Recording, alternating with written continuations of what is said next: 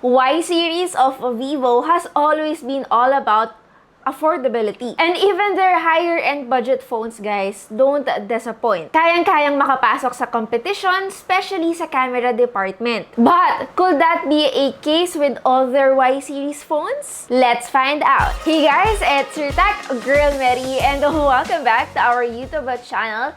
So, for today, pag-uusapan natin yung bagong smartphone nila sa kanilang Y-series lineup, which is their Y35. Excited akong pag-usapan itong smartphone na to because of its design and of course, charging capability. So, looks like Vivo is really experimenting on their design, specifically starting it from their budget to mid-range smartphones. So, while we are unboxing the Vivo Y35, pag-usapan natin yung kanyang official pricing. This smartphone retails for 14,999 pesos and is already available starting September 3 sa Shopee, Lazada, TikTok Shop, and the Vivo e-store. Now, when it comes naman sa kanilang mga physical stores, it is available starting September 10. If you guys will be purchasing through online, meron kayong free dito SIM card and TWS Vogard.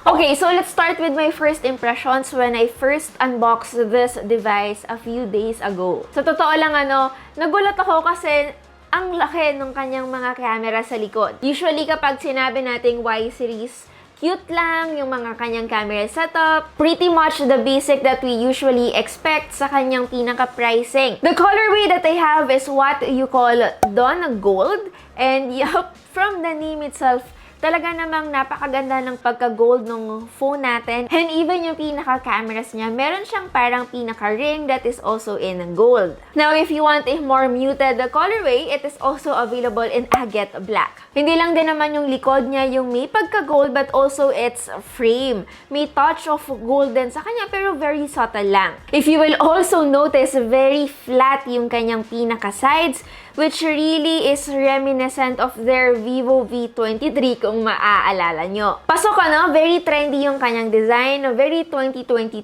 and wala naman akong mairereklamo so far. The phone is also lightweight, weighing at 188 grams. So not too heavy, also not too light, kumbaga nasa kalagitnaan lang siya. It is also made of plastic considering naman din yung kanyang pinaka-price point pero it doesn't feel like plastic at all kapag ito ay hawak na. Anyway, we are still getting the standard 3.5mm headphone jack na located din sa ilalim. Andito din yung kanyang USB-C port, the microphone, and the speakers. And of course, yung kanyang pinaka-SIM tray naman is located on top. Now, both the volume rockers and the power button that is also a fingerprint sensor is both on the right side. Now, let's go straight sa aking pinaka-battery and charging experience. Again, just like what I said earlier on this video, guys, I said that this phone is fast charging. To be exact, it's 44 watts fast charging, which is the same na nakita natin sa kanyang flagship na Vivo X70. I hate to compare, but since we are comparing Vivo to Vivo naman, I don't see anything wrong with it. Considering yung series na pinanggalingan nitong smartphone na to, impressive for it to get a very fast 44 watts. In my charging test, it only took 48 minutes para ma-fully charge natin itong Vivo Y35.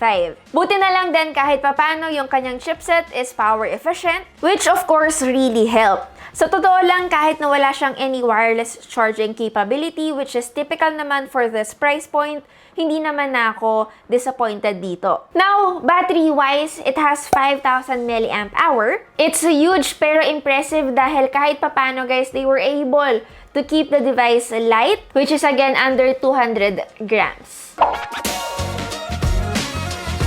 Okay, display-wise, alam ko naman na ang pinakauna nyong mapapansin is yung kanyang dewdrop notch. I know it's not very 2022. Ganon din naman guys yung feelings ko. Nagulat din ako kasi ang ganda ng kanyang pinaka-back panel tapos boom!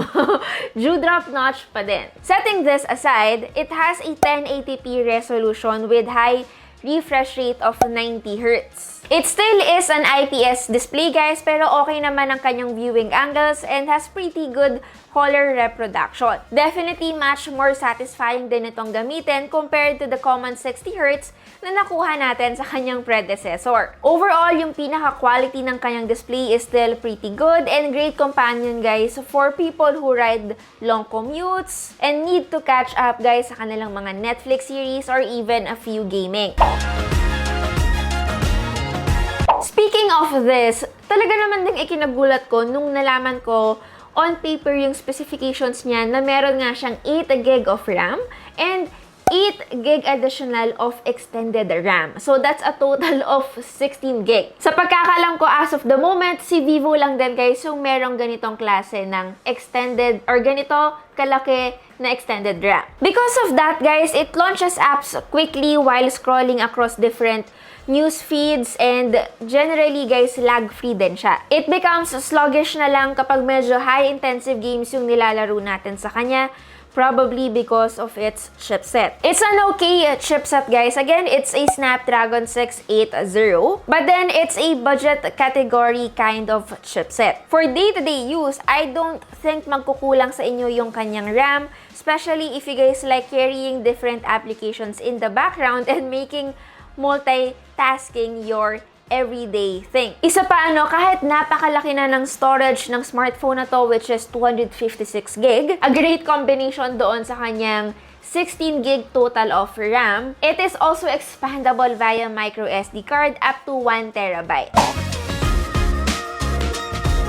Ngayon, camera naman ang pag-usapan natin. Curious din ako kasi ang laki ng kanyang mga camera sa likod. So, ibig sabihin ba nito malalaki din yung kanyang sensors? Or sadyang pinalaki lang nila for it to give a different look? Anyway, we all know that Vivo is very established na guys when it comes to the camera category. From their flagship X series to their mid-range V series, and even on their budget phones, katulad ng meron tayo ngayon. Before we get to the camera interface, meron siyang tatlong total of cameras, the 50 megapixels wide, the 2 megapixels macro lens, and a 2 megapixels depth sensor. Huwag na rin natin kalimutan yung kanyang 16 megapixels front camera. Honestly, I have nothing against 50 megapixels, pero medyo nalungkot lang ako guys na medyo MIA or missing in action yung ating ultra-wide camera considering again its price point. Anyway, I'd like to comment lang guys na yung kanyang pinaka-camera interface is not